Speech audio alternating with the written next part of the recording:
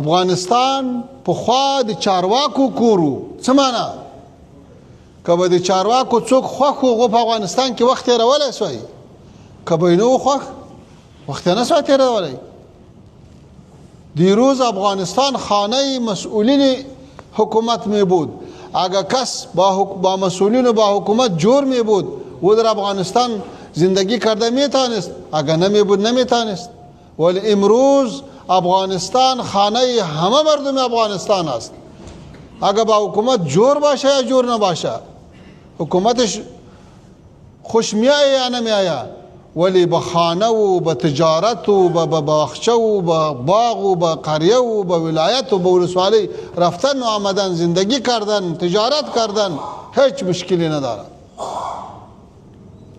اینمی یک تحول خیلی کلان. شما در جریان هستی که 25 سال پیش 24 سال پیش در 2001 وقتی که امریکا و متحدینشان سر افغانستان حمله کرد، او وقت یک طالب، یک مجاهد، یک عضو امارت اسلامی افغانستان حتی حق زندگی را نداشت.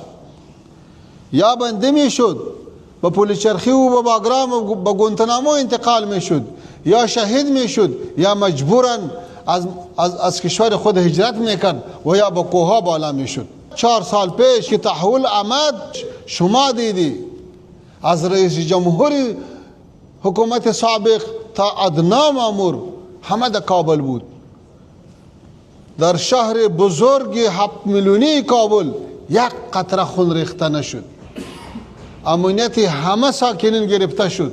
تا امروز کسانی که سر اجساد شهدای ما با اجساد در داده بود، اجساد شهدا پشت موتر کش میکرد و هم امروز آزاد زندگی داره. این همی است اخلاق اسلامی، این همی است اطاعت از اوامر امیر خود که عفو عمومی اعلان شد، هر چی عفو شد، هر کس از هر غم خلاص شد.